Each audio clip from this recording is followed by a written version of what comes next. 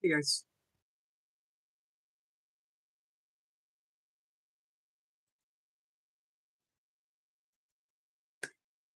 welcome. We're waiting for Ms.Blipper. Hey, Chef Mary. We are waiting for Ms.Blipper. We're going to talk, um, you know, Ms.Blipper stuff, what we talk about. We generally do this on Mondays, but um, she, as well as Score Sniper, have been very gracious enough that uh, if another guest that might be a little difficult to get to come up, you know, when they are coincide with those times, they've been gracious enough to offer to reschedule, which I greatly, greatly appreciate. Which means that tomorrow at 1 o'clock, my normal time with Miss Blipper, I have a guest. I have the author, um, Keith Giles. Keith Giles is, give me a second. I want to read you some of his book titles.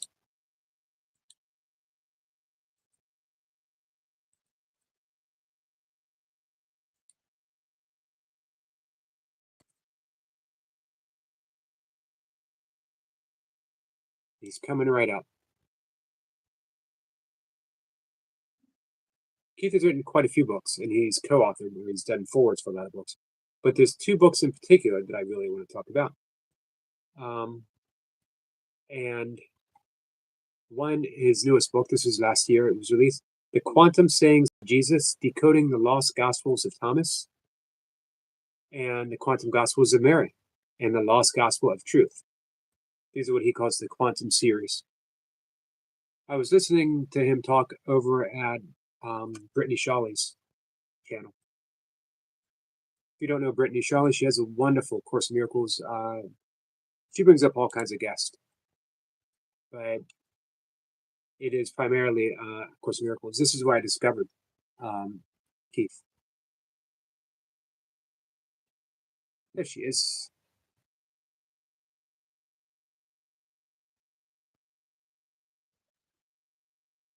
Hey, Miss Blipper. Hello, Eric. How are you? Yogi. Good. I'm a little tiny bit late because I was making myself a cup of yogi tea. Yeah, what's And the saying for today? the saying for today, because it's like so up your alley, people who love are forgiving. Perfect. I was just reading Ken Wapnick talking about gentleness. Oh, He wow. he equates gentleness with kindness. You know, kindness isn't really mentioned much in A Course in Miracles, True. but it's implied in everything. I agree. And in the Manual for Teachers, one of the 10 characteristics of God's teachers is gentleness. I would say, I would even throw in like a sense of humbleness. Right. We were talking about humbleness last night, and I think this morning too. One of the things about those 10 characteristics I sort of want to put out there is these aren't things that we strive for. We're not doing the course to get 10 characteristics of God. No. We're doing the course and we're just doing the course. And those characteristics are the natural inheritance of our practice, right? One would hope. Yeah. We hope. And you know, that's the thing. The course doesn't leave us, whatever spiritual path you step on, whatever practice, it should not leave you. This isn't to put any point a finger like a traditional Christianity or anything, but there shouldn't be any promise of anything that happens after you die, because who cares? Meaning, meaning, if it doesn't help you now, that's what I love about A Course in Miracles. When I forgive, I feel better now. Yeah, I also think that an active ingredient in the program is to not be so attached to the idea of death to begin with. Like death is just not where we want to put our energy. Right. I mean, that it's going to happen. The And body, yeah. right. I want to say hi real quick to our friend Anna. Anna, how are you? And our friend Betty. Pre-retirement days. I appreciate you guys being here. Hi, Betty. Some traditions, Buddhism, Tibetan Buddhism particularly, they talk about death. They talk about the bardos. There's a practice so that you can enter the bardos seamlessly. But it's also based on the correct title is not the Tibetan Book of the Dead, but the Tibetan Book of Living and Dying is the actual True. title of the book. So when you live a life, when you live a well-lived life, you're prepared for dying and what comes next. I mean, this is just me speaking. Nobody has to go by this at all. But I really do think that there is a continuity. I mean, what I'm saying is, I do believe that it's possible to kind of have an awareness of the continuity of life and inspiration that isn't attached to this bodily coming and going. Right. Right. I put a little quote in the chat that I had pinned. I couldn't get the whole thing to fit in. By the way, a friend, the amazing energetic Joshua, is here and said you had to speak about energy. When someone speaks of energy, especially amazing energy, and brought into existence. Ah, yay, amazing, energetic Joshua in West Virginia. Yep. This is one of my favorite. You ever been to West Virginia? I have. It's a beautiful state, actually. I drove through it. I had to drive one time from Maryland to New Mexico in 3 days. So I just like Wow. go through West Did you do it? Virginia Did you was make it part of in it. 3 days? What? You made it in 3 days? Yeah. What was the time limit for? You had something going on? Yeah, just programs and airplane flights and schedules and things. Yeah, I think actually it was because I had a U-Haul, a rental, and so the less time I spent, the less money it cost me. So I think that Right. was it. Hey, Stitch. Our friend Stitch is here. Hello, Stitch.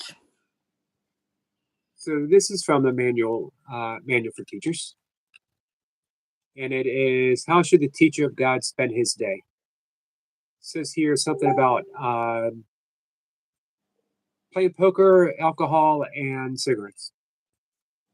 I kind of agree with that. Or There's being an addict or a loan shark, one or the other. Yeah. yep. There's one thought. There's one thought in particular that should be remembered throughout the day. It is a thought of pure joy, a thought of peace, a thought of limitless release, limitless because all things are freed within it. I love that thought.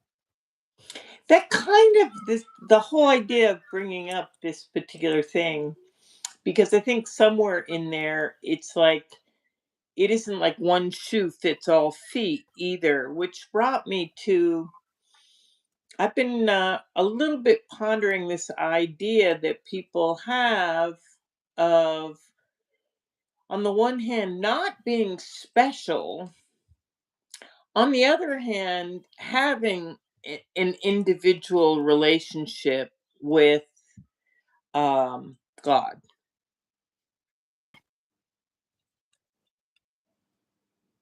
I like that. Well, how does it work?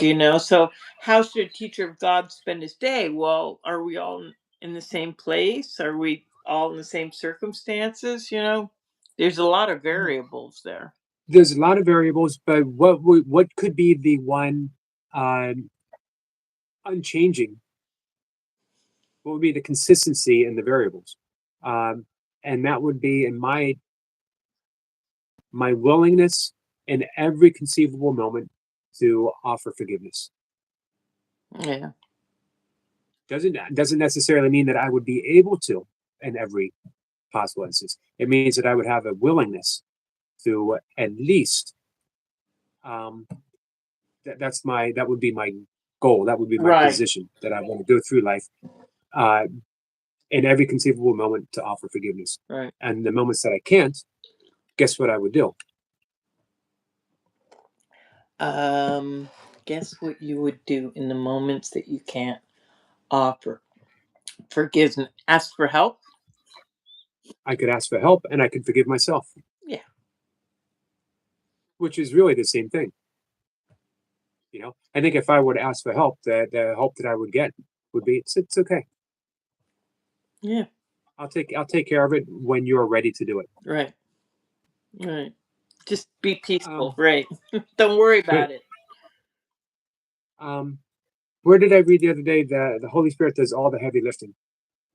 Thank you, I think Joshua. somebody said it actually. You didn't. I don't know what you're reading. Not, they Right. don't use the words heavy lifting in the chorus, but Right. you might have been speaking to somebody who used that. Yeah. Our friend Mustafa says he can't type on chat, but I listen to live streams, and nothing is more beautiful than these two voices from Eric and Ms.Blipper. Oh, such blessings. Yep. Mustafa is always offering blessings, and I really appreciate that. Really sweet. He is, and he's always asking really insightful questions, especially on, I guess, on Friday. I was there. Mark, Yeah, what do you think of Mark? I liked him. I liked him. Mark Anthony, right? Yep. Yeah. Mark Anthony Lord is his whole Great name. name, right? Strong, because It is. it's like it's Right. mixing up Lord and Mark Anthony, and we know all about Mark Anthony in Rome. Hey, Sniper. Hey, Chipmunk.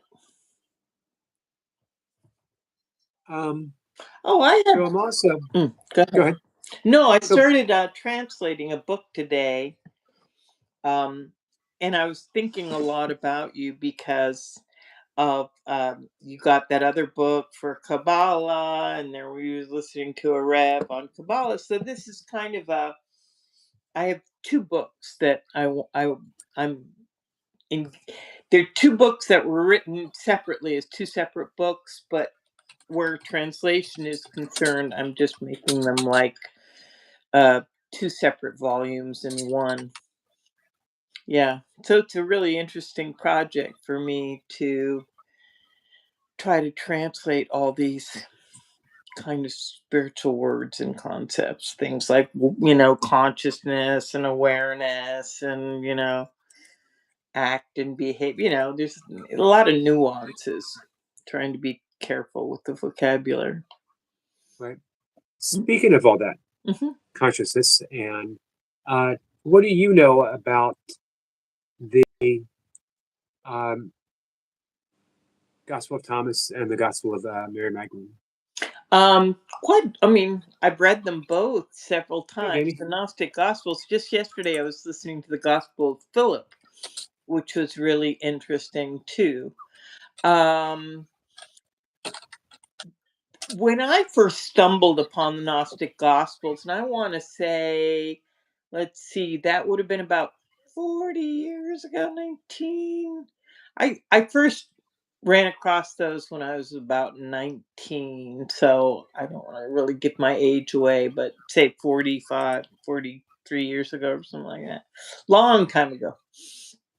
And I absolutely adored them, and I took a deep dive right away because I knew intuitively, I must say, that um, just the excessive wasn't meaning the four gospels, Mark, Matthew, Luke, and John, that there was more to it than had been presented in the New Testament, even though I hadn't heard the word about apocrypha, these other books. Anyway, I took a deep dive into the whole business of the fission within the church and why they were considered heretics and when they were found and who buried them and what was going on with the wars and everything. Valentinus, the various, authors. And there just was a lot of battles at the time, big battles about power and who controls the narrative. That's, with or without, but at least the Gnostic Gospels did offer um,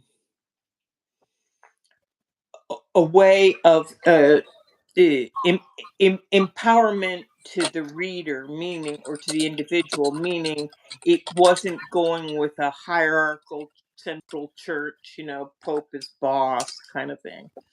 Right. And that was interesting to me. It was Um, also interesting to me that they discussed women more than the church did too. right. Sophia, Pistis Sophia. And of course, Mary, in many cases, is considered the equal of Jesus as far as being enlightened. Mm-hmm. Yeah. I mean, my personal opinion, they work together. Teamwork. Right. Teamwork. Because there was a huge amount of Isis worship, female cult deities, the mystery schools, and uh, the Greeks, the Hellenistic Jews and the Greeks were much more blended and kind of mixed up socially and culturally than most people let on. They like to make like there's this great obvious divide, but in time, it at the time they had been cross culturally referencing for in a lot of things, but there were struggles. There were definitely power struggles. Um, why? Now I understand how the text can be considered Gnostic as in the literal sense of truth, but how could they be considered Gnosticism um, when they were actually written not around the same time as the other scriptures, right? Sure. Yeah. So, um, they're not really part of the Gnostic movement. Well, they were the Valentines. There were certain, um, you could say, factions of Christianity or Christian groups with certain leaders, and some of them were definitely not in favor, not well looked upon by the church because what they were saying, in some respects, challenged the authority of the central church. Um, that's it, but they weren't necessarily, it's like not even all Gnostics were on the same page necessarily, but neither were all Jews, neither were all Christians. Right. I've always been kind of interested in that cutoff point where Christianity became something other than a sect of Judaism. How the Roman Empire swallowed Christianity, is that what you're saying? Um, well, And credit Paul with that. Yeah. yeah, To a large give me extent. 1 second. Yeah. Tabarka, how are you? It's Lee. Lee says, Hope Tiger King. He sent me a message on one of my shorts. Hope Tiger King is okay. Can you pass on that I was asking about him, please? He checked in with me the other day. Was greatly appreciated. He said he would be around sometime later. Said he had to take some time off and recharge, and he'll be diving back in. Okay. Sub says, "What a lovely word, cornucopia." I Who love am that. I? I'm not sure what that means. A mixture, like a big group. Cornucopia is a very rich blend of many different elements. Yeah. I think it's formally that thing that looks like a basket with a point on the end, and there's a lot of fruit and Right. vegetables coming in. Yeah, I like my cornucopia on the cob. Actually, is the best way.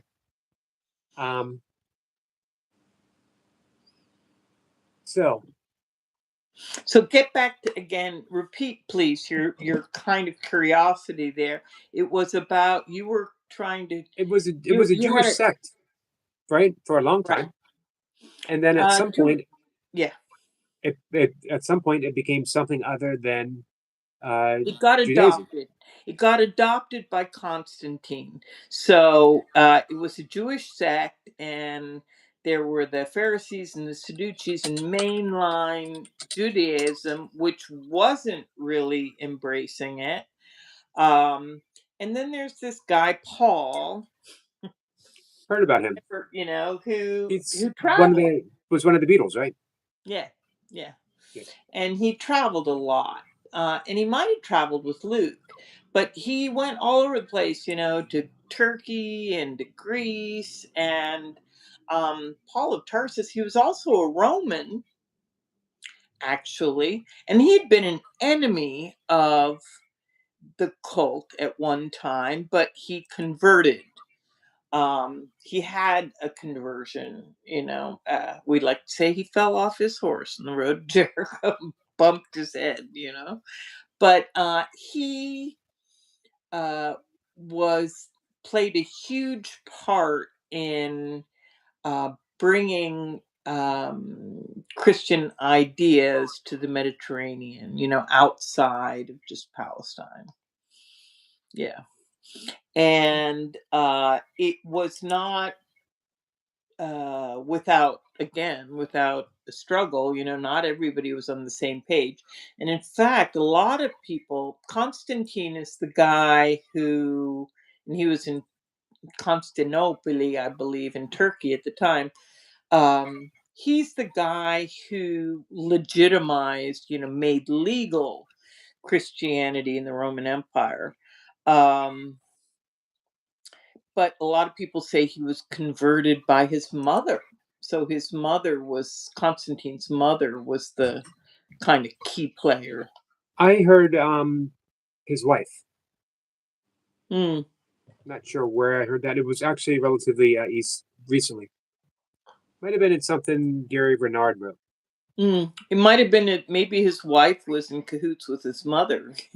I don't know. Um,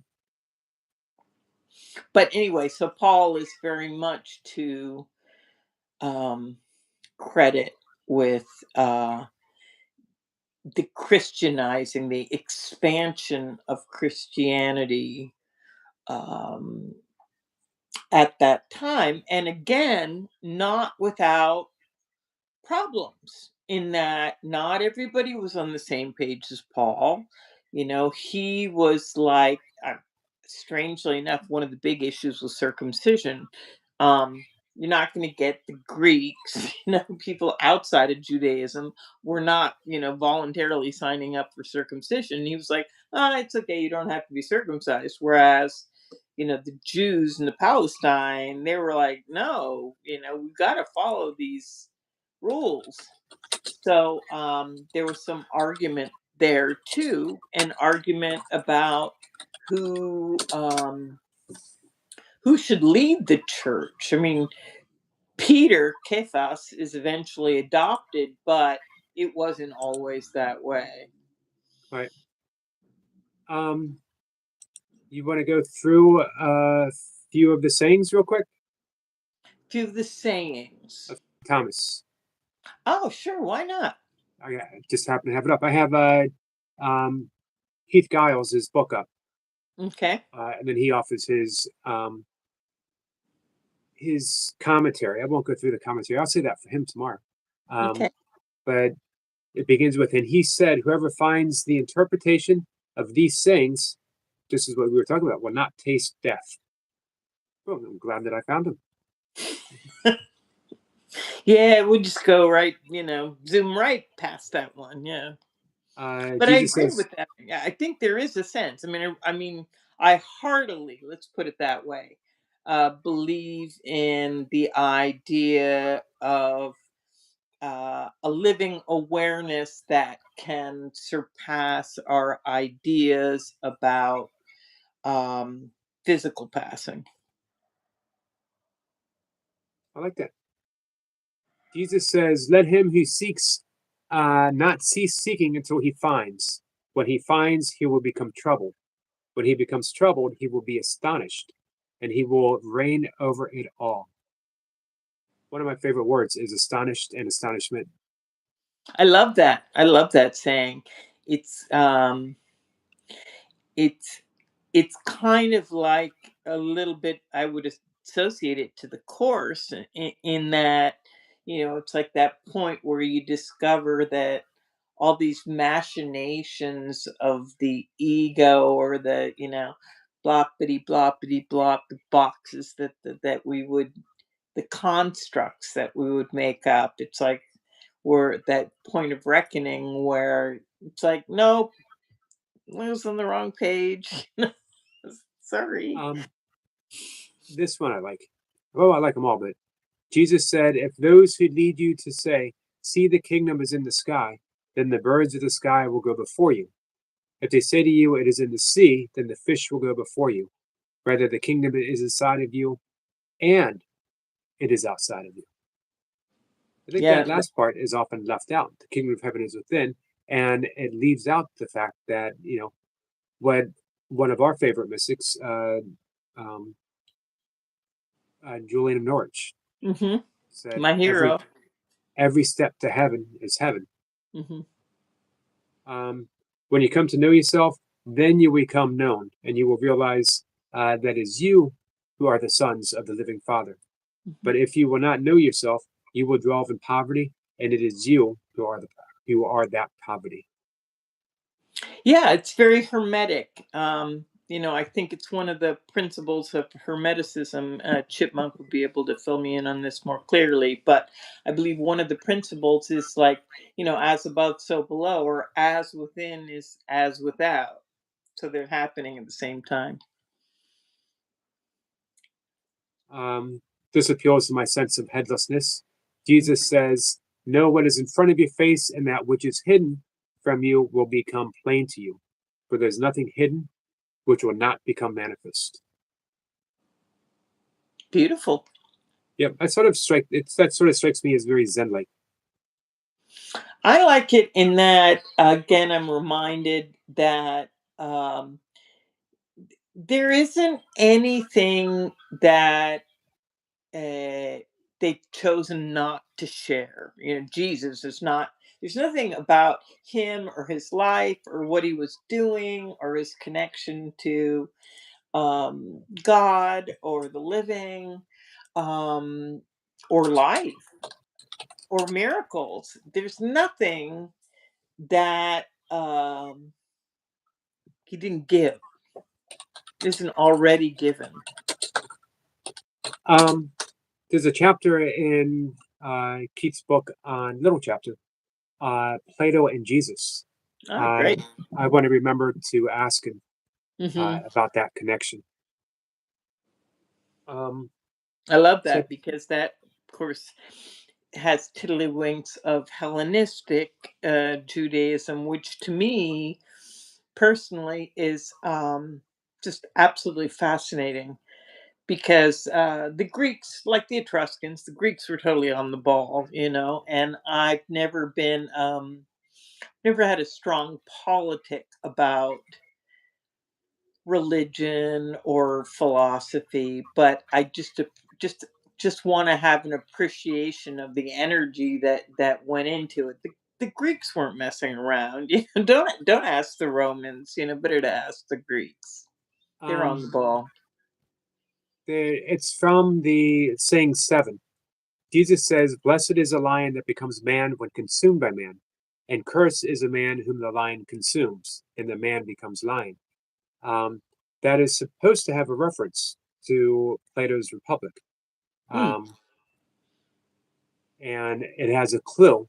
We examine earlier. We examined this. This is from Keith. This saying in particular helps us unlock the theme of oneness and the illusion of separation found in the sayings of Jesus within this Gospel of Thomas. The main clue is the inclusion of a section from Plato's Republic in the Nag Hammadi text, when specifically explaining this saying as a contrast between the man true self and the lion ego self. See, Mm. I I don't know. The lion is also symbolic of the Lion of Judah. So I'm not sure that the lion represents the egoic self. I don't know that that's the metaphor I would choose, but different stroke. We will have to bring that up tomorrow. Adam says, question, Ms.Blipper, could you expand on how many different groups of Christians there were before Paul unified the orthodoxy, so to speak? Sadducees, Pharisees, there were lots of them. There were lots of different little sects. I couldn't possibly name them all, but also it depends about where are we talking. There's the Sadducees, the Maccabees, not the Maccabees, Sadducees, Pharisees, there's the Essenes, there's Nicenes. So there's a bunch of different there's a bunch of big groups and little groups, mainstream, and not. Yeah. And none of them really had anything much to do with the Roman Empire and what they made of Christianity through the Roman Catholic Church. Very little, I would say. Right. But there have always been mystics. There's always been wingnuts, so to speak. People who just like go on the sidelines and it's like, what's really going on here? And look within. There you go. Meditate. Are want to desire the truth, but they won't desire the truth in an experiential way. Hey, did you read Sniper's research that he has on his page? On his page? Yeah, on his YouTube channel? Yep. I saw Squirrel's channel, and I did read things that he was bringing up on his channel. He had a series of texts. Yeah. He's gotten crazy views on it and gained a bunch of subscribers. All right. So I was asked on a panel today. It started already. I'm over 900 subs already. Great. Yogi had a question for Ms.Blipper. Yogi. Okay. Who did? I was just trying to read the comments a little bit and try to figure out what's. Oh, Tiger King's in there. Hello, Tiger King. Hi, Mercy. Mercy was like 15. I appreciate that, Mercy. Welcome in, my friend. I love you too, Mercy. Chipmunk says the lion is pride. I'm again just going to say that the mainstream Jews, the temple Jews, the rabbinical Jews, were not looked upon so favorably by a lot of groups way back when. And again, it was like this clutching for power, clutching to control the narrative. And how can you can't do that with something like love. Right. Good luck controlling that narrative. No, doesn't exist. Hey, Selina. Selina says that she has seen you before. Me? Yep. She's been up a time or two. Okay. So I'm going to back out of the Gospel of St. Thomas, but I am going to bring up, I want to keep Keith in there. So what do you know about the Gospel of Mary?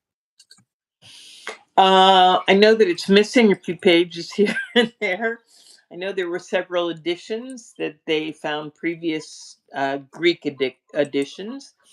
I know it wasn't found the same time as the others, and yeah, she I think quite unquestionably and undeniably was um, a spiritual. How do I explain this? She was in my opinion, she was extending to the other apostles, trying to extend to them a sense of, security and continuity in Christ's message through her closeness and her understanding. I don't know how else to put it, of uh Yeshua's message. And that was not um that trusted at the time. But she was, kind of saying, "You got this. You can do this. You're not alone. You're backed up. You've got backup. Don't worry about it." Cool. Hey, our friend Selina wants to know, how were the Samaritans looked upon? How were the Samaritans looked upon by the Jews? They were like Um, other, you know, in in Israel back in the day. Uh, I don't think I don't think the Romans cared about the Samaritans one way or another. I don't think the Romans really cared much about anybody but the Romans, quite frankly. Yeah, I mean that's what, by written history I can say that, in that if you look at how the Romans treated the Etruscans, or you look at how the Romans treated the Phoenicians, or the Greeks or whatever, they make it like they don't even exist. They don't. It's like it's all about the Romans. And really, if you go, say, to there's a museum in Rome, and about Etruscans, and they have three corridors, all that meet in the center, and they're the Greeks and the Latins before the Romans. So there's the Greeks, the Latins, and the Etruscans, and I'm talking like before the time of Jesus. And um, and they have, their artworks and their pottery and their weapons and their jewelry and all this stuff. And the Latins became Romans. They look like troglodytes compared to the Greeks and the Etruscans. Like the Greeks and the Etruscans were like miles more sophisticated, if sophistication is measuring something. The Romans were a conquering entity, so they had a way of, they were like a warrior mentality, an imperial mentality that would conquer. And they made they made roads, yeah, and they made bridges. They were big builders. Okay, but even a lot of their engineering skills they got from other people. They were, but they were good at that, kind of right. picking up from other teams. Yeah. Selina also wants to know, who wrote the Gospel of Judas. I don't know. I don't know who wrote the Gospel of Judas. None of the Gospels, neither the Apocrypha or the ones in the New Testament, none of them are written by who they say wrote them. So all of them are people talking about people. Like Mark said this, Matthew said this, Mary said this, Philip said this, Thomas said this. None of them are authored by the original people. Um, let's see. I'm looking at some of the stuff from the Gospel of Mary. Hmm. There's a little chapter here in his book, The Sin of the World, and in it, one of the subtitles, Jesus, Sin, and Forgiveness. Some of the things that we're gleaming from the Gospel of Mary. Essentially, sin only exists in our minds. As far as God is concerned, the idea of sin has been dealt with once and for all. It has been forgiven, forgotten, and erased. We are the ones who can't seem to stop talking about it and arguing about it and keeping track of who sins, ranking which sins are the seven deadliest, and so on. Guilt, guilt, guilt. Klingons. Yeah, I would agree with that. What interest could God possibly have in guilt, in Keeping our score. guilt? So it seems like out of the bit that I've been skimming through, the Gospel of Mary seems to be very attuned to A Course in Miracles. Not exact, different, different language, different times, but you know, the the Jesus of the Course would very much agree with what Mary said about sin only existing in the mind, and the Course would go so far as to say it doesn't really even exist in the mind because it exists within the ego, and the ego being an illusion means it doesn't really exist at all. Yeah, I think Mary was saying you've got the power to go above and beyond that if if you so please. Um, and again, that just was not a message that the mainstream church wanted to entertain at all. They were like, "No, you're powerless, and we're the boss." Hey, coffee cake. Hey, Luke. Luke says, I understand that the Bible is not to be read and understood literally. It's meant to be read between the lines. I would agree with that statement 150%. Um, Metaphor. Go with the metaphor. how much of the Course do you think is metaphor? Uh, I think quite a bit. Quite a bit is metaphor, but um I don't say it's metaphor in a way to be dismissive. I say that it's metaphor in that it's necessary to have metaphor in order for certain concepts to be that metaphor is necessary for certain concepts to get through. I mean, without metaphor, there are certain ideas that we just wouldn't be able to process. Right. Uh, Kenneth Wapnick had said that almost all of it should be read as metaphor, uh, with except for a few literal truths. One of which is that this world does not exist. Would be he would take that I, as a I truth, would I would say that God is love. right? Um, a Because an AI even just overview. saying this world, I don't even really know what he's talking about. The world that you see, the world that I see, the world that anybody sees, the agreed upon world. I don't even know what he's talking about when he's referencing this world. Kenneth or Jesus? Kenneth. Um, AI overview says the course uses extensive metaphor and symbolism to convey its non-dualistic spiritual message, Hmm. often I'd agree presenting with that. often presenting concepts in dualistic, human relatable language, like God's arms, Exactly. that points to a deeper, literal reality beyond the physical world.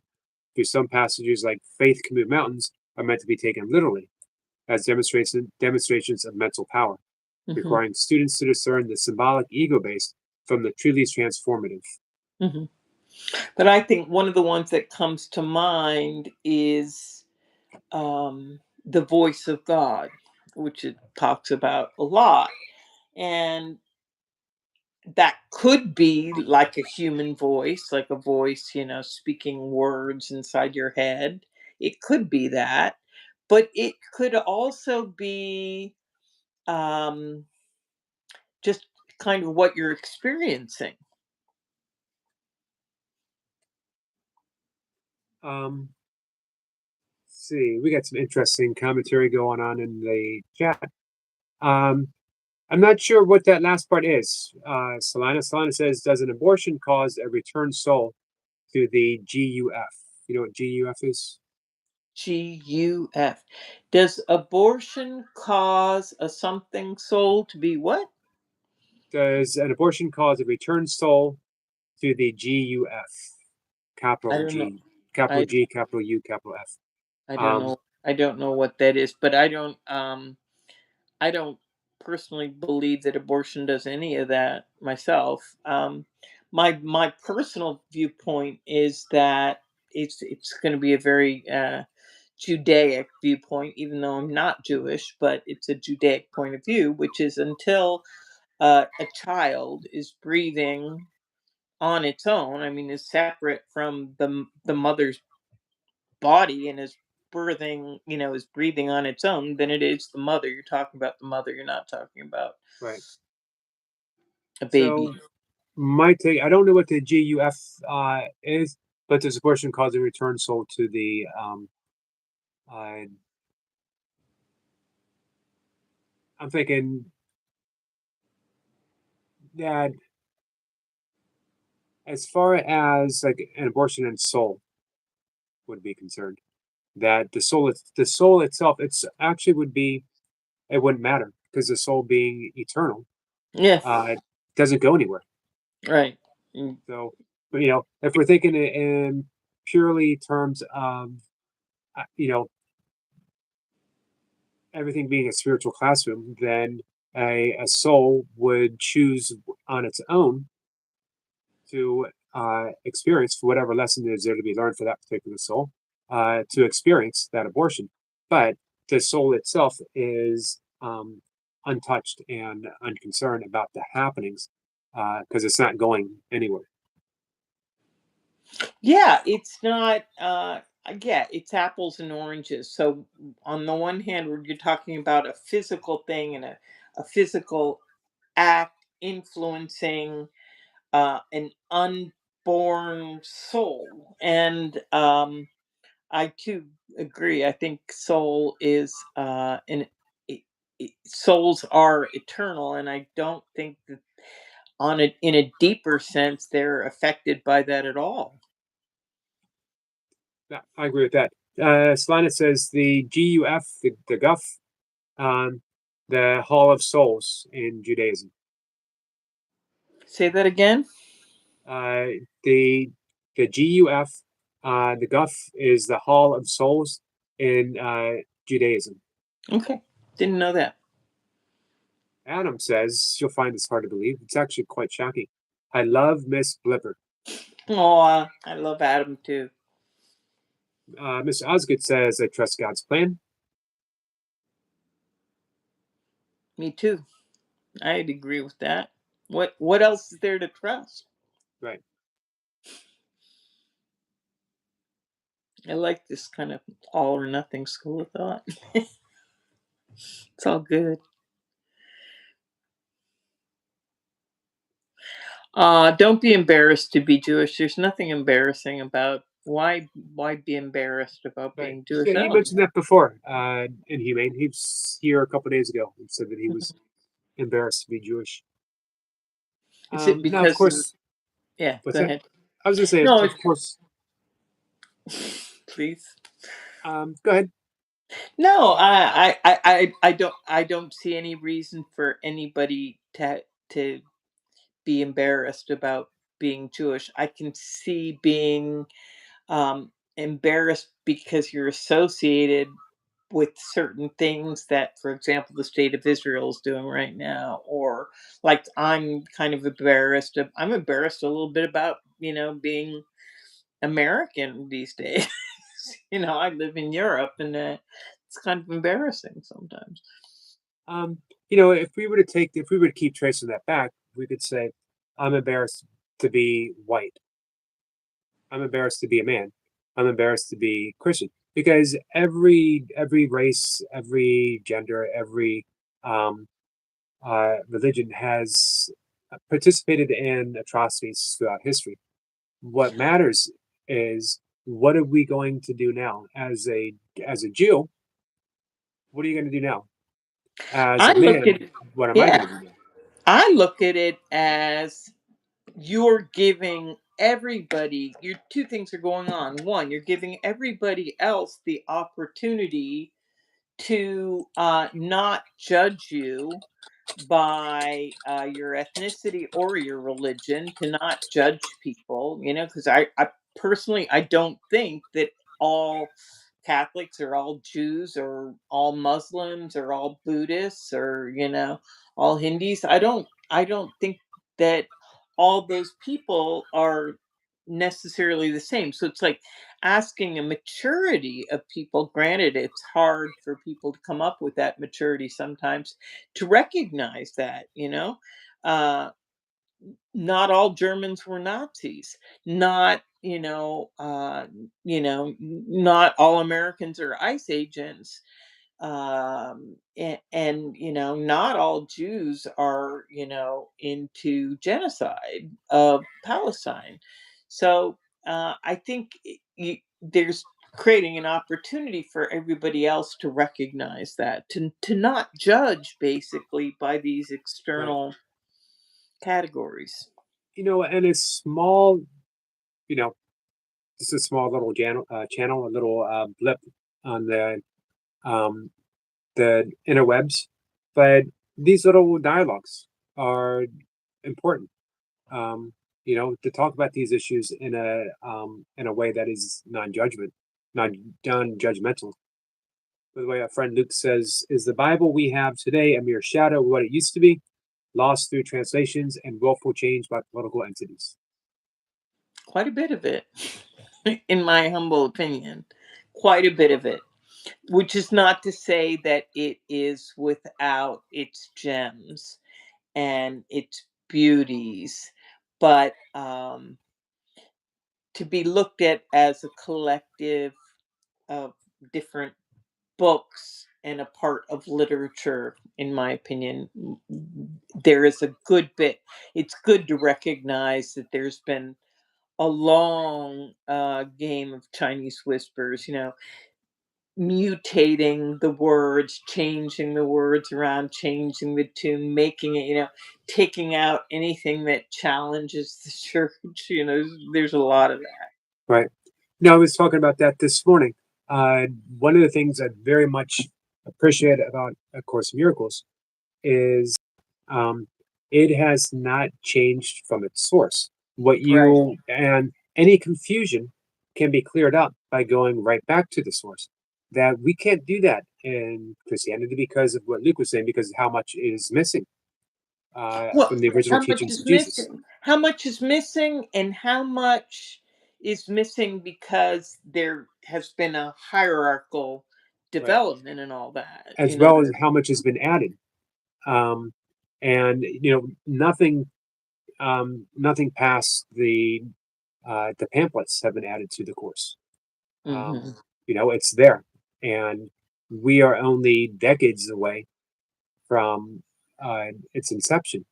So we can still talk to people who were almost. Well, I had the conversation with Carol Tuesday. Um, she's 87. She was there, right? She was really good friends with Bill Thetford.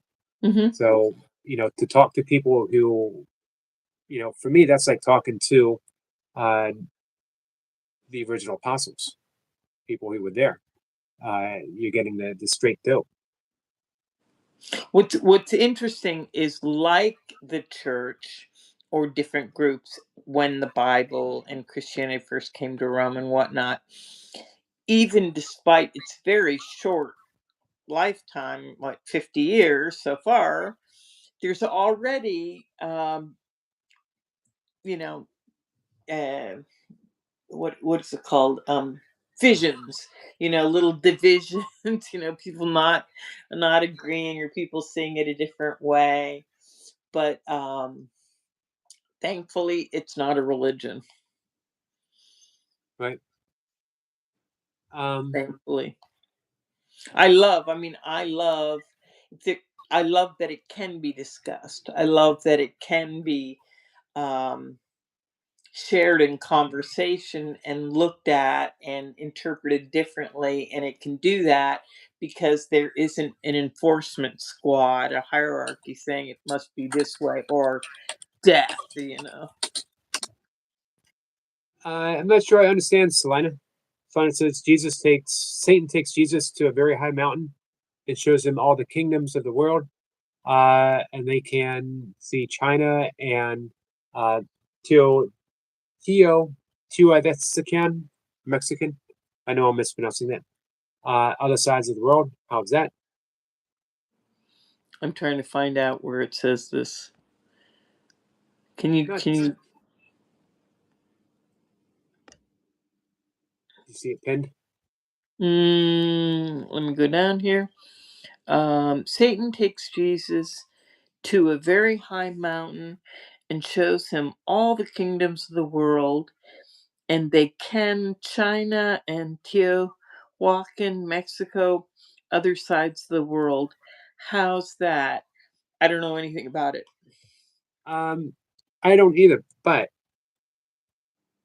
hey, Jules, um, I would say though that we would be, I don't know anything about it either, but anytime I read something like that, it strikes me as the difference between seeing and vision.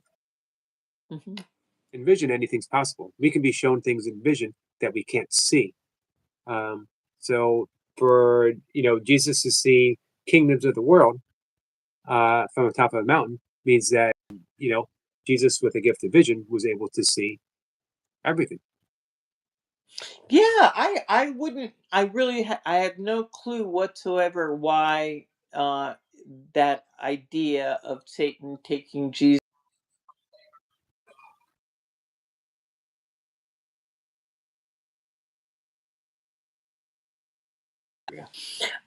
I wouldn't know other than kind of like what would be the problem with Right. that. I don't think it means that those are bad places or anything, or what are you going to do about Mexico or China, Jesus? Really don't think it's a problem for Jesus. Um, Luke has a really good point. Mm. Uh, did the Roman Empire never fall, but instead become the Catholic Church? To a certain extent, that's what happened. It, the church certainly ran the show in most of Europe in medieval times, no question, and they didn't stop at trying to again control the narrative.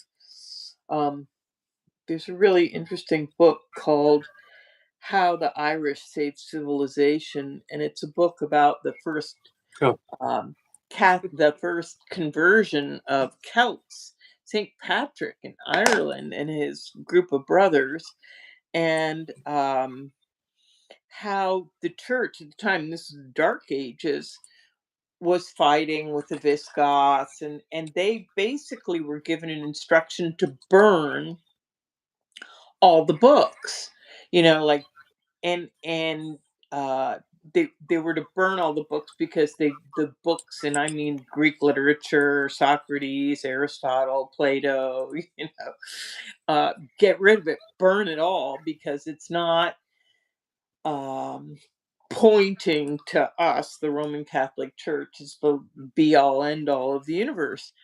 And these Celtic converts, or these little group of Patrick's friends, who were just like illustrators and copiers of the books, they were so entranced by this like Greek literature that instead of burning the books and getting rid of them, destroying them, they buried them.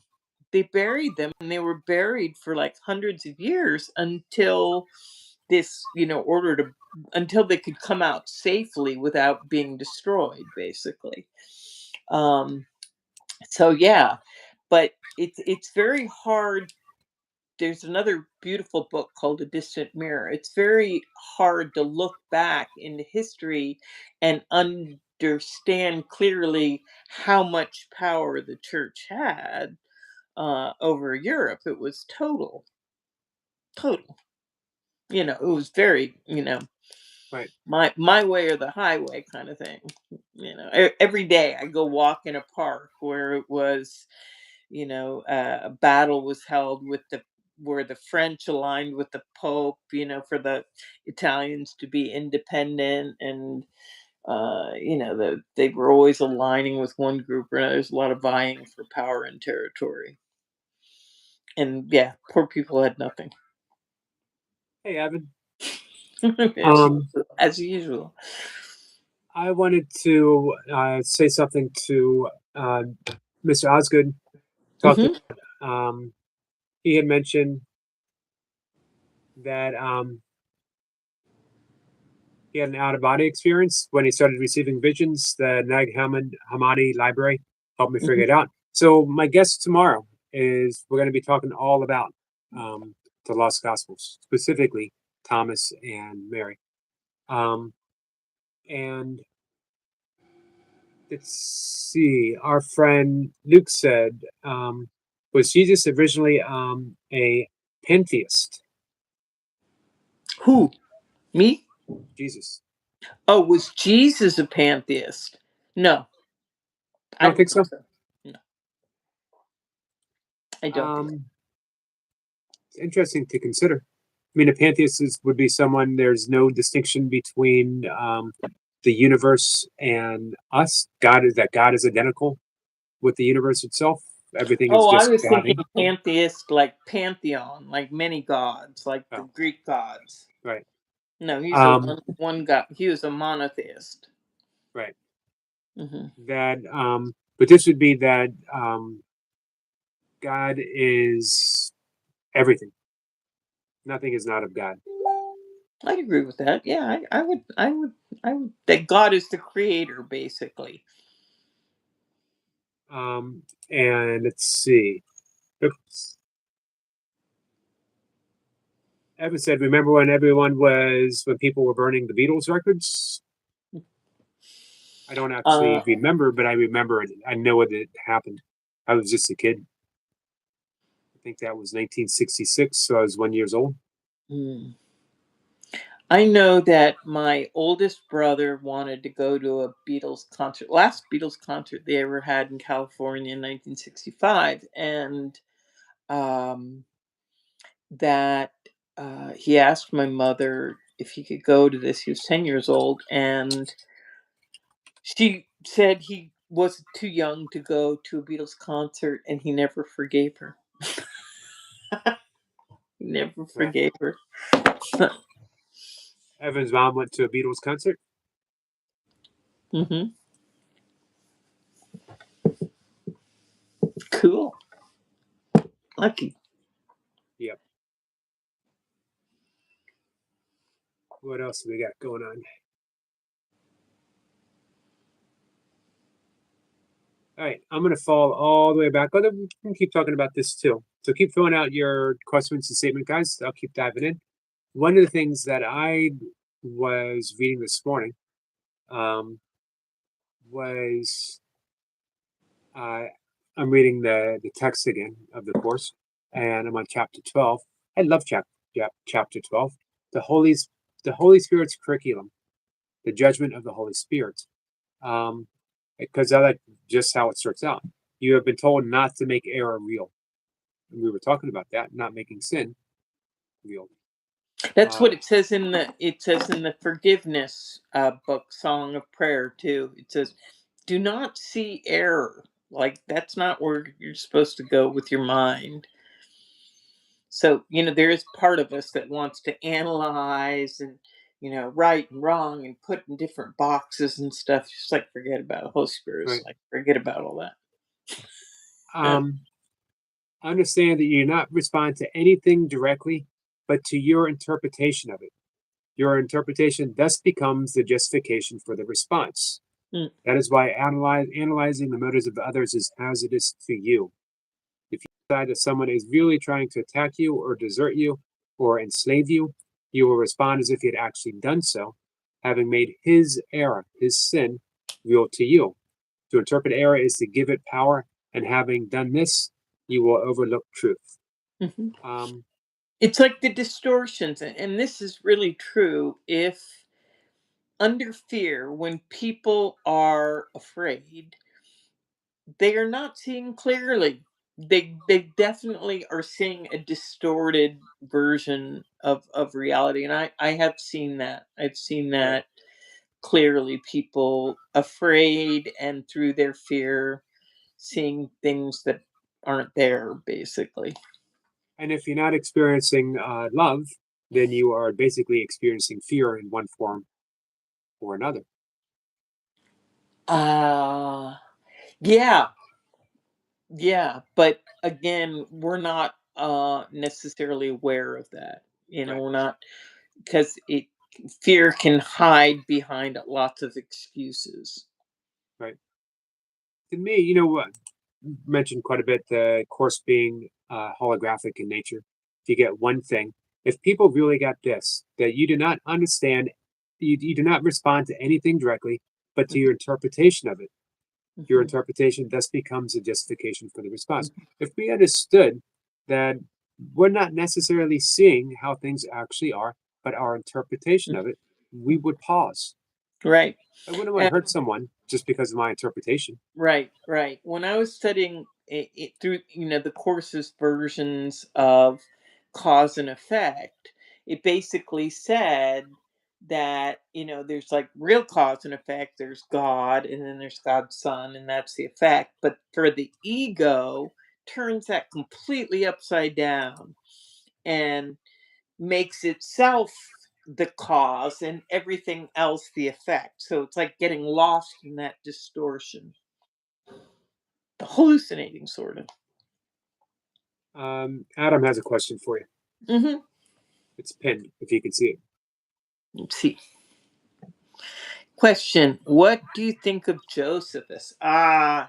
I got in a fight one time with a guy about Josephus. um, all right.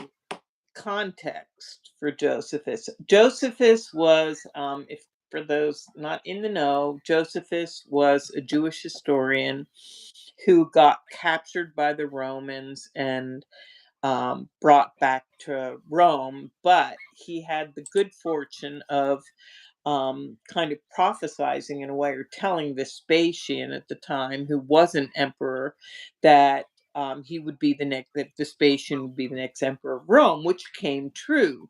So Josephus was kind of well looked upon by this future emperor Vespasian, because he had put him in a place of, importance, which actually came true. I mean, you can think of it a little bit in terms of like the current presidency in the United States. I don't want to get political, but it's like you're flattering his ego. And so therefore, you're on the right team no matter what you did. It's not about what team you're on, it's about how much you flatter my ego. So there's a lot of that. And so Josephus comes to Rome and he is given, very luxurious, he becomes like the formal historian um, for the empire, for all things concerning Judeo Christianity, um, outside of the church. So on the one hand, Josephus is really interesting because he's not a church guy. On the other hand, you can't really trust him 100%, because he's it. It's like, don't bite the hand that feeds you. He's not reliable as a source for not just flattering them and telling them what they want to hear. What do you think of that, He Adam? was a player. Josephus was a player. Let's put it that way. Um,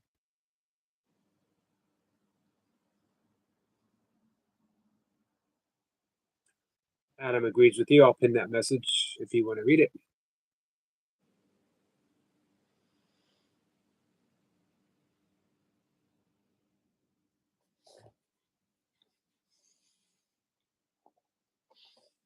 Here we go. I was thinking pantheism the same way Ms.Blipper believed Jesus was monotheist, yeah. And realized that there were several dimensions, all kinds of extensions, yada, yada, yada. Yep.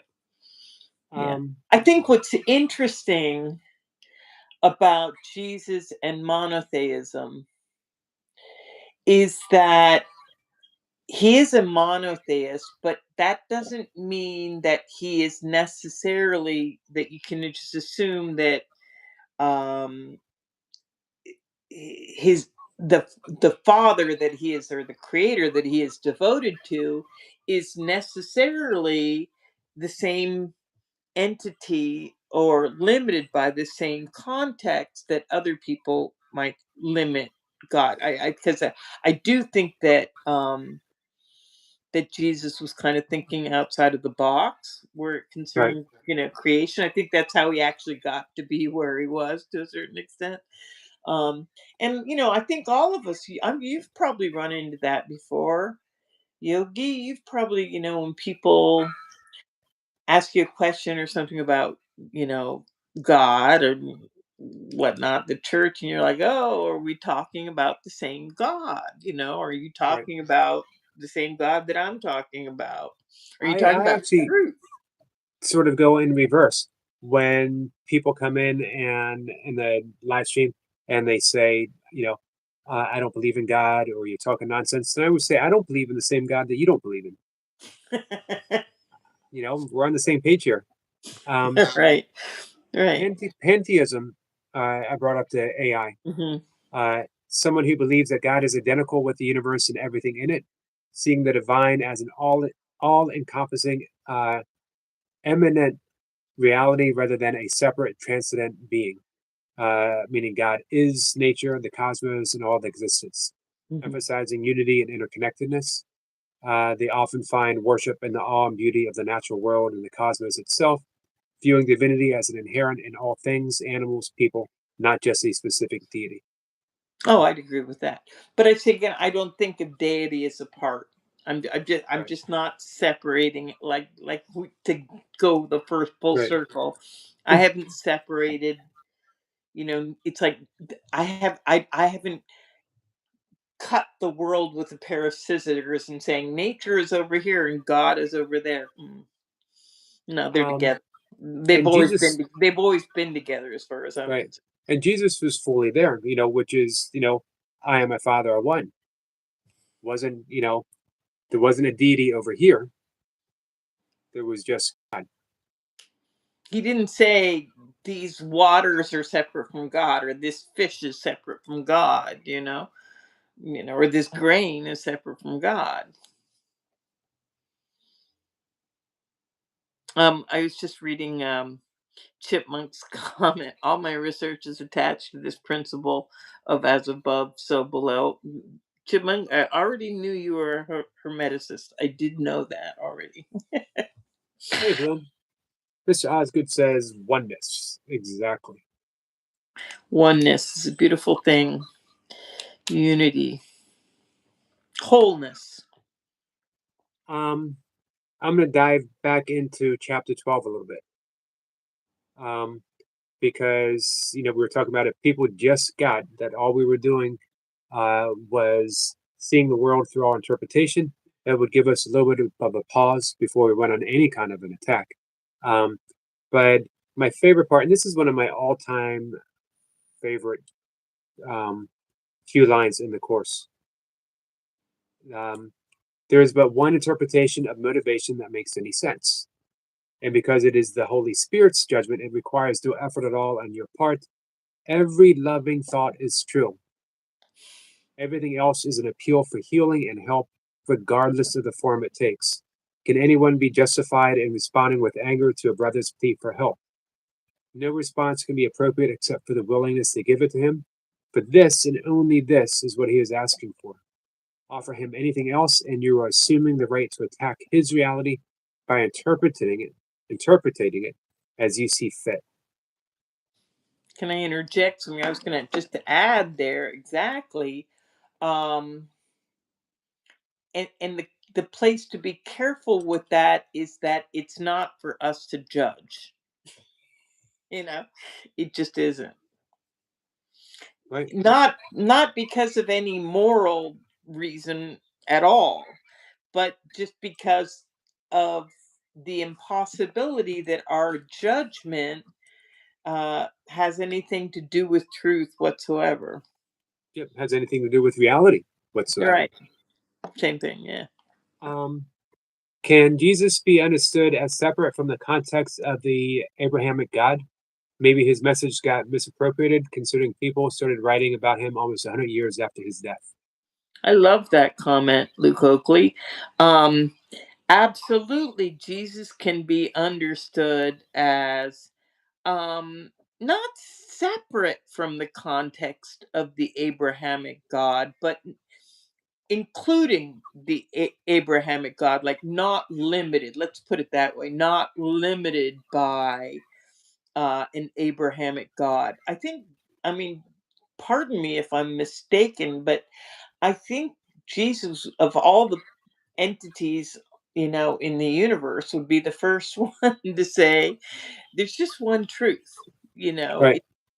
and the truth is true, and there's just one truth, and anything besides that would make it not true. You would be saying, if you're just saying an Abrahamic God, so then you're going to say that some other God is not true, or nothing can be true but that. No, I think that Jesus would be a big fan of the truth being one, and by definition hold the same for everyone. Right. Guys, feel free to show up tomorrow and ask our guest this as well. He's actually a former pastor. And I'll read his bio in just a minute. But That's I want true. to I Go want ahead. to try to remember to ask him this tomorrow as well. I want to bring it up now though. Did Jesus transcend his Jewishness? Did he transcend his religion, his Judaism? I I think he was more about inclusivity than he was about exclusivity. Me personally, that's what I think. I think that his thing was recognizing the recognition of unity, the recognition of wholeness. So it, inclusive, not exclusive. Does that make sense? Um, that's sort of yep. That's sort of what Luke was talking about in the chat. Right when you started talking, he posted, um, considering Jesus was very inclusive. So there is one truth. All religions are branches of the same tree with the same roots. Welcome to Kabbalah. So this is Keith's bio. He's a former pastor. He left the pulpit to follow Jesus and start a house church where no one takes a salary and 100% of all the offerings are given to help the poor in the community. He has been a published writer since 1989. He's the author of several books, including Jesus Unbound, Liberating the Word of God from the Bible, Jesus Untangled, Crucifying Our Politics to Pledge Allegiance to the Lamb. Um, uh, Keith is the co-host of the Heretic Happy Hour podcast, which has featured interviews with Bart Ehrman, John Fuselsang, who I like a lot, Richard Rohr, who you and I both like, Brad Jurczyk, Greg Boyd, and many others. I know He Bart Ehrman as well. Yeah, teaches a bunch of books. several online courses, including Square One, from deconstruction to reconstruction, and other courses based on many books. Which one did you say you knew? Bart? Bart Ehrman. He's a professor, yeah, and there's a lot of stuff on YouTube with him. He's written a bunch of books, quite popular. Challenging the official narrative. Like, he kind of started out as a Bible thumping, good boy Christian, and he kind of took a deeper dive and went, look twice. But a- again, that's not to knock anything, metaphorically. Right.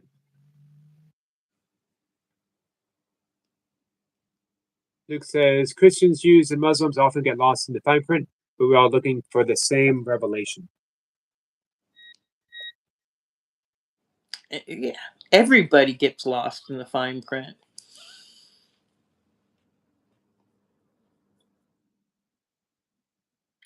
But all looking for the same revelation. Yeah, maybe. I would hope so on a good day. On a good day. Sometimes, this is going to sound kind of crusty, but I think that um, Unfortunately, there are entities that are not looking for revelation at all. I find it quite the whole idea quite frightening. If Right. I can control the narrative, then you know I think there are some who are it's looking for. dangerous. There are many maybe, who are looking for a profit above all Yeah, else. they don't. There are a lot of people who don't want um, things to be bigger or greater or more powerful or outside their control. There's a comment to you from Sniper. I have it pinned up. Ms. Blipper, I am the only one ever to audit where we live. Congratulations, Chipmunk. That's kind of cool. I'm very happy about that, I And must say. our friend Adam is actually referencing um, Bobby McGee, who was the original singer of Bobby McGee. Um, Me and wasn't Janis Joplin? No, Yeah. it wasn't. And he just passed away. I'm drawing a blank. Crying? Nope. Chris Christopherson.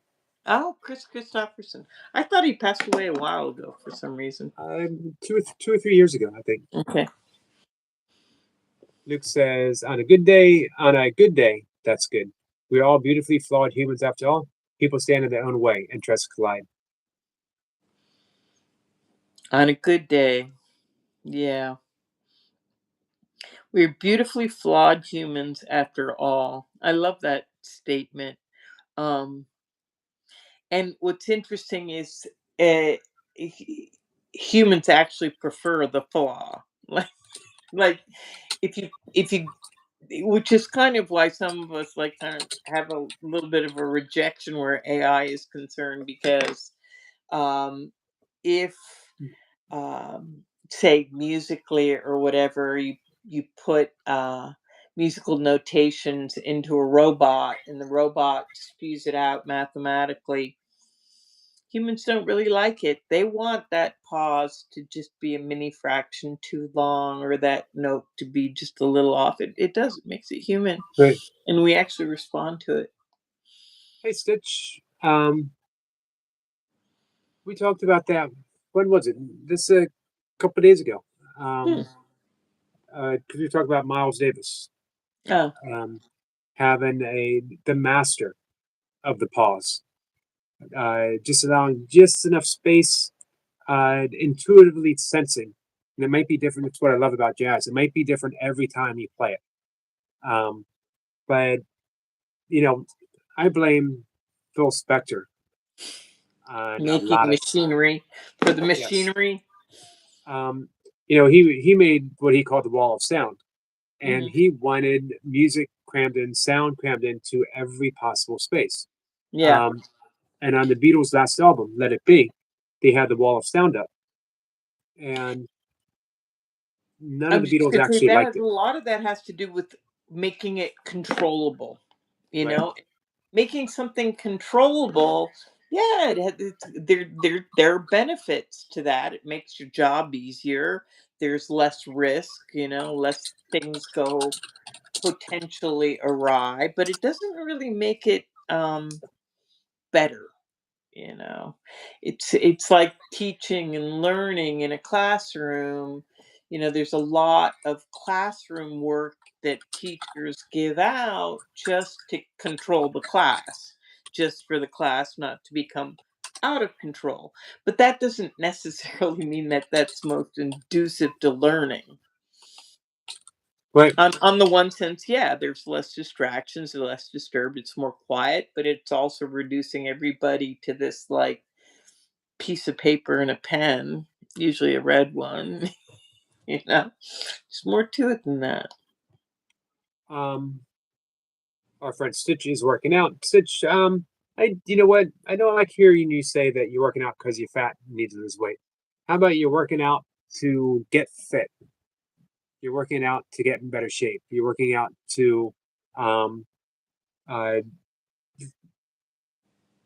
Be healthier. yeah. I like going towards the positive. Now, of course, that doesn't. In neuro linguistic program, we're going to talk about everyone's motivational modality. Some Mhm. people are motivated from the negative, um, and it works for them. Some people are motivated towards, you know, the future, positive. I want to gain. I want to be this. I want to be that. And other people say, I don't want to The be this. carrot. Yeah. And that our language reflects it. If you if you can unpack that, you can sell almost anything to anyone. If you say, "What are you looking for in a car?" and someone says, "Well, I'll tell you what I'm not looking for," and they name all the negative stuff, you start steering them in the direction of opposite that they were saying. I hear what you're saying. I agree with it. And there is a like positive reinforcement too. I mean, listening to the messages that we give ourselves, that Right, there is something to that. What are we reinforcing? right, Are we reinforcing a negative vision, or are we reinforcing, a living vision? Like with you, I and only want to reinforce the right, and I holiness would in you. rather reinforce the positive, personally. And when with our young friend, um, Stitch, I I would love for her to see herself as her friends see her, as we see her. She's such a loving person.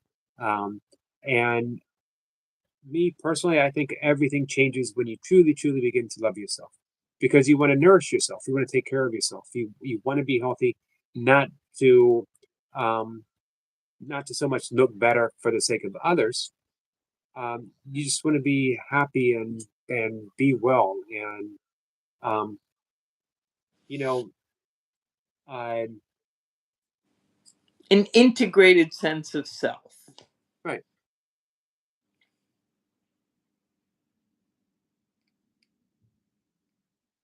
But there's Adam's holiness. There's Adam says, holiness. eat more grapefruit. Grapefruit's good.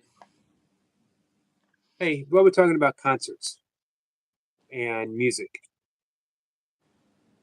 sing-alongs, audience participation in a song and a concert. Are you pro or con? I love it. I Yeah. absolutely love it. Um, I generally don't, with rare exceptions, because I want to hear the artist. And some artists are very much against it. Neil Young would stop a concert and go, "Nope, my song, my singing. You pay to hear me. I didn't pay to Too hear you." bad. I'm like, too bad. It's all good. Yeah. Um, but there's one And big I love exception. Neil Young. I do love Neil Me Young. too. Mhm. One big exception. Tom Petty, learning to fly. Um, he does. If you get a chance to look it up after this, um, it's a beautiful learning to fly in concert. Tom Petty does a beautiful, almost like he's conducting an orchestra, um, and helping them sing the song and cueing it in. It's a Mhm. beautiful rendition of it.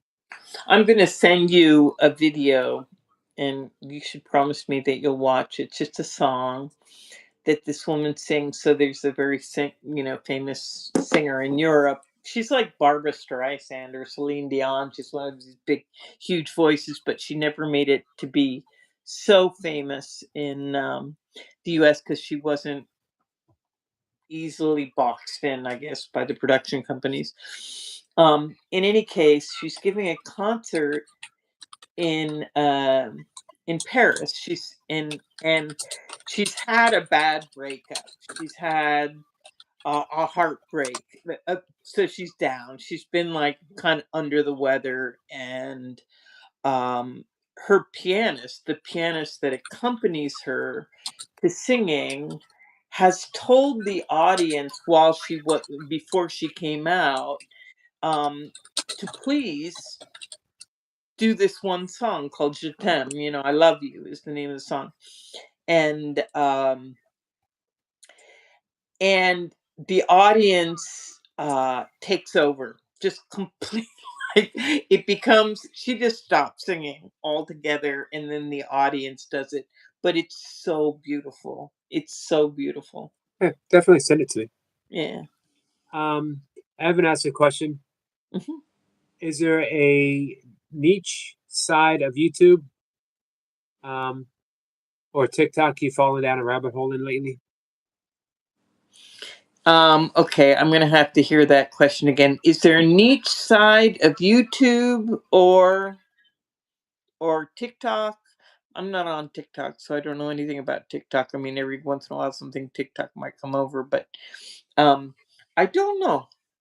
I actually like to think that things like what we're doing right now are kind of niche in that, me personally, part of the attraction, element of the attraction of your channel for me has been that, and all of your guests that you've had, not just the Course in Miracles people, but when Lady Sky gets in there, or Adam, or Chipmunk, or and Josh, amazing energetic Josh. I have always loved, um just people who weren't celebrities, people who weren't, I never wanted to watch, just the same little bunch of 10 actors or actresses. I love the natural human, Right. just regular people. Well, a while back, I went down the rabbit hole of 1960s password, um, and all the guests, and then that led me to, when I was watching the guests, how many of those guests were still alive today? Not many. Um, and I've gone down the 1970s TV show Kung Fu Wow, rabbit hole. that's a pretty good. I actually confess that a couple of episodes of that, that's Carradine, isn't it? Keith Carradine. David, Um, David Carradine, yep, Young Keith, Grasshopper. yep. Really great. Adam says he's addicted to Yogi and Auntie Flipper. Oh, bless your heart. You can Sniper just gave him the medication to fix that. okay. Good, good, good. The antidote. I was going to ask. I'm gonna have to ask Squirrel, Sniper, Chipmunk later, um, what he meant about auditing. I'm not sure that I completely understand that he audited the Earth. I don't know what he meant by that exactly, but I'll find out. Maybe he'll can talk to us. I hope more about it in his upcoming session of esoteric evenings. Yep, we should be back on track for Wednesday for that. Um, Before we wrap up, let me tell you who's going to be coming up. Not as much as last week. Last week, I think I had a guest every day, um, Wow. and they were fantastic guests. Yeah. Keith Giles is tomorrow. Cynthia What Orlando, time is Keith coming on? Is he coming on at this 1 o'clock. hour? Yep, What? 1 o'clock. Okay. So bring lots of questions for all of these questions that we've been asking. Bring Hmm. these questions for him too, so we can get another perspective Sure. on it. Or maybe it actually might end up being the same perspective, just told differently. Cynthia Orlando, uh, she is a course student. Okay. And Teddy Hicks, Teddy's a friend of mine. You might have seen Teddy pop up. Her and I, she's a neighbor. We Oh run yeah, into each yeah, other. yeah, yeah, yeah. I had seen Teddy before. Yeah. She has a book of uh, I forget the word I'm looking for. Uh, she has a little book of affirmations, uh, Hmm. one a day. Very good stuff. And she just became a newly minted life coach from UMBC, University of Baltimore, Maryland. Wow. So we want to talk to her about that next Monday. Joel Schaefer, who is a shaman practicing in the Toltec tradition. So if you have questions about Toltec from Carlos Castaneda and Don Miguel Ruiz, Yep. Lisa Wetzel. Is that's who wrote the Four Agreements? Yeah. Yep. Lisa Wetzel is she's an artist and Course in Miracles and sort of a mystic. She'll be up. Yeah. So I feel most at home with mystics for some weird reason. I don't know. They say I Catherine should know, but I don't know. I saw Catherine that there Duff. was a question from Luke that says, "Can you talk a bit about how the church took pagan traditions and holidays and appropriated them, absolutely folded them in, basically just changed the names and kept the dates, and essentially eradicated them?" Yeah, um, they got morphed. Let's put it that way. They, became something else. Same dates, changed Right. the name. Sol Invictus. Adam says he really liked the Dr. Seuss guy. The what? The Dr. Seuss guy. Oh yeah, he was fun. He Yeah. was definitely. I liked him too. I liked him too. On what day is the 24th? I don't know. I think it might be Wednesday or Thursday. We're gonna get political. Really? Yep. Yay!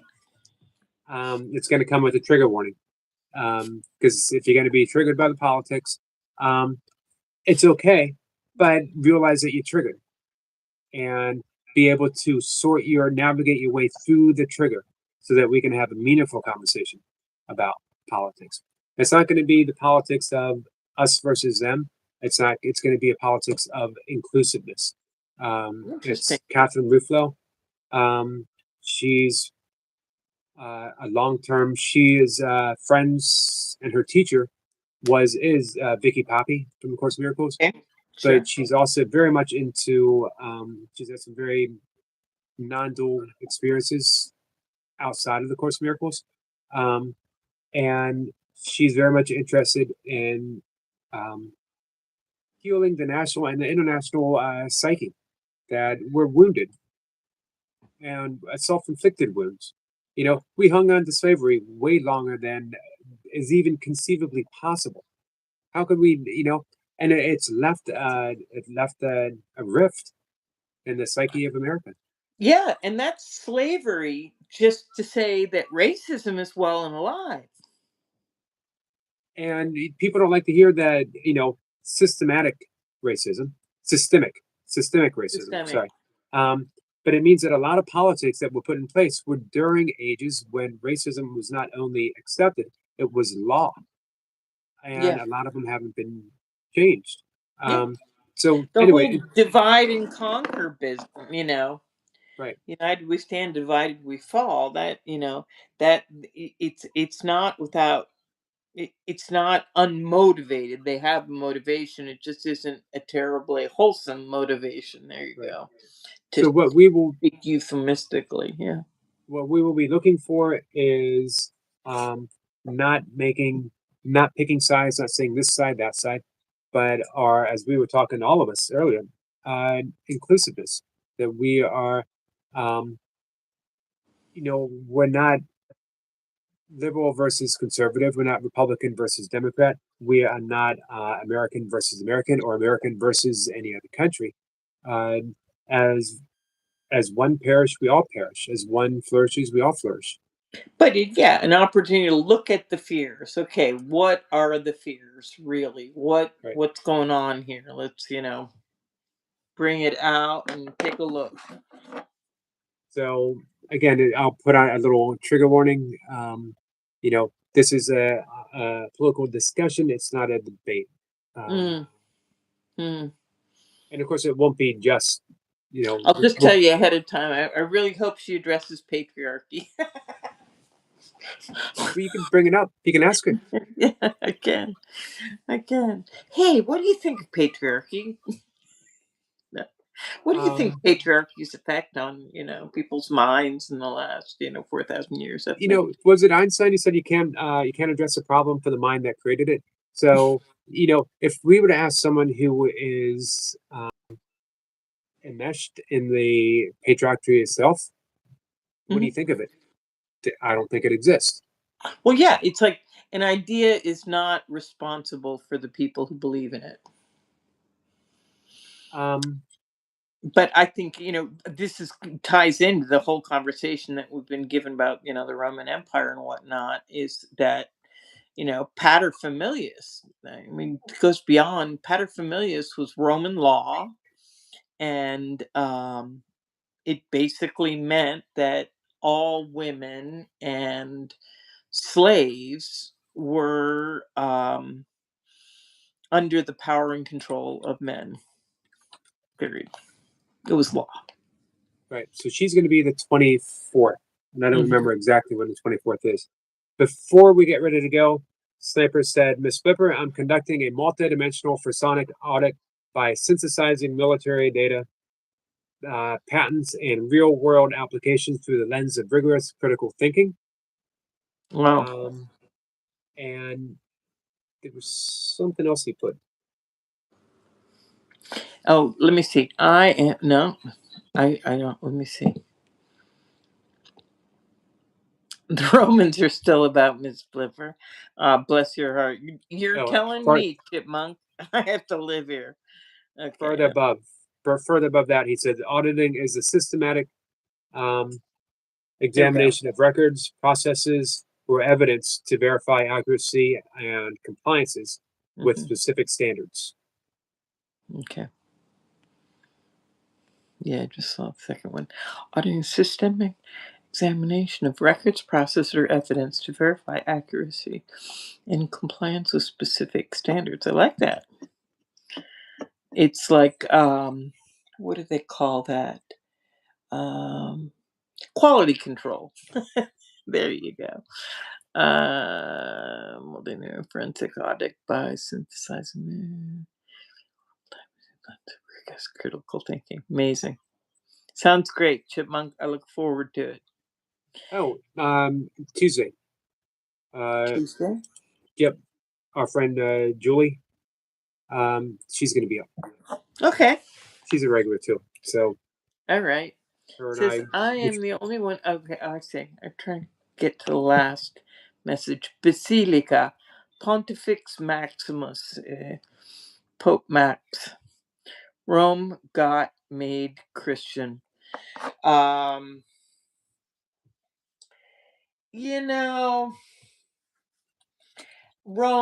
just was doing what's convenient for Rome. That's how I look at it. Could we say the same thing right now about this be the last thing, and then I'm going to go. Could we say the same thing about America right now? America's just doing what's convenient for America. You could say that, but unless you hadn't been looking, America isn't terribly unified right now.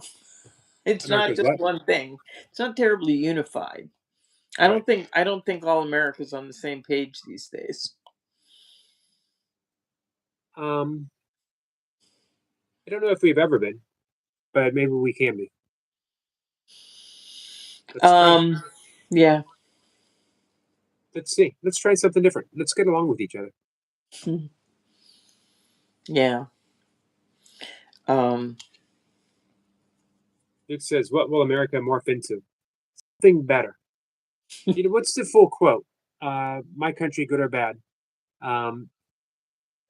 People stop there. My country, good or bad? But the full quote. Let's see if I can find it real quick.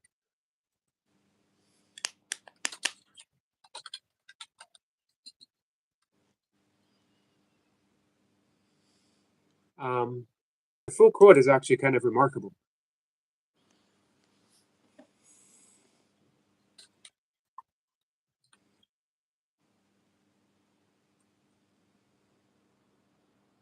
The full quote is our country in her intercourse with foreign nations, may she always be in the right, but our country, right or wrong, may she always be in the right.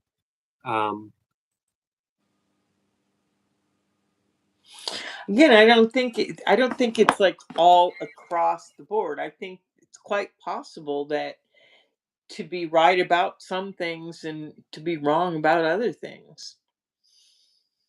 Right. That wasn't the whole. Uh, may she always be right in the right. May she always be in the right.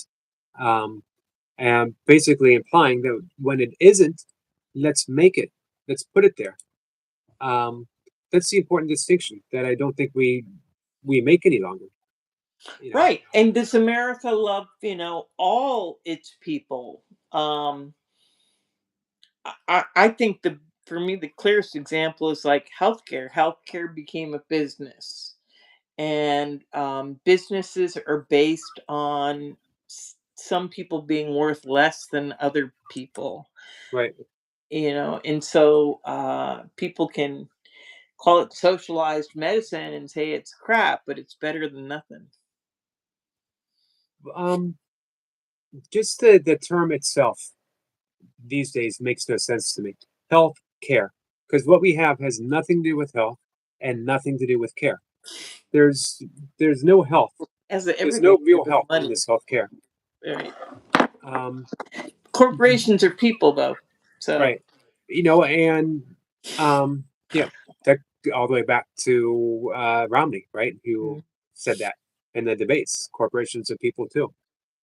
Um, we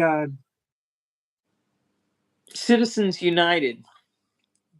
That's to me the thing that put it in law that corporations uh, are people is called Citizens United, which is just backwards. right. Luke wants to know, is the Federal Reserve to blame? And that question is above my pay grade for sure.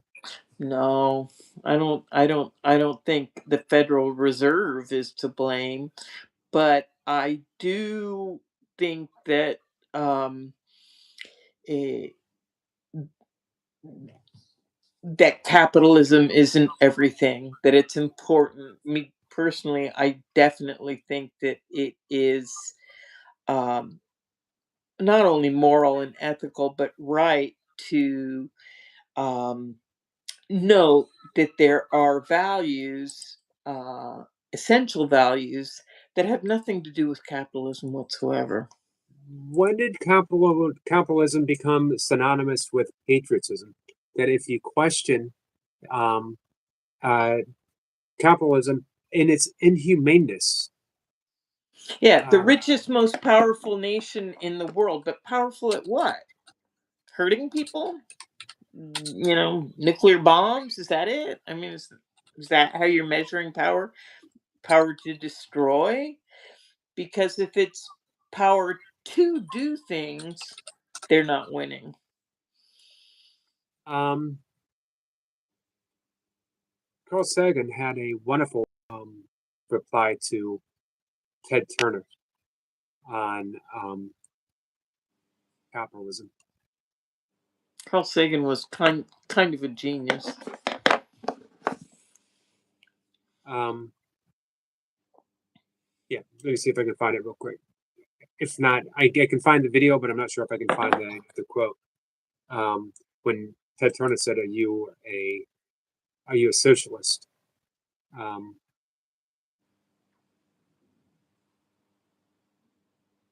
I can't find the direct. Hold on, maybe I can. Nope. All I'm finding is the video that I can't play because I'll get a I think copyright it was strike. Louis Armstrong who said, "All music is folk music." It's kind of the same thing. I see that Adam has asked to ring the bell for his mom who keeps falling down. I'm sorry about that, Adam. I've been there and through that, and I know about the falling down thing, and it's no fun whatsoever.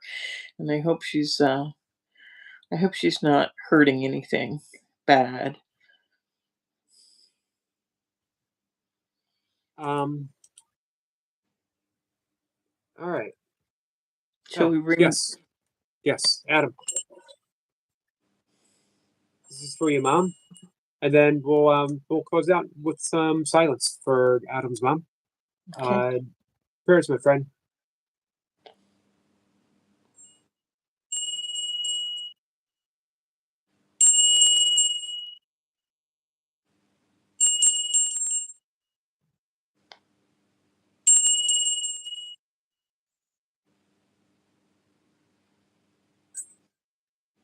prayers. Love you guys. Bye byes.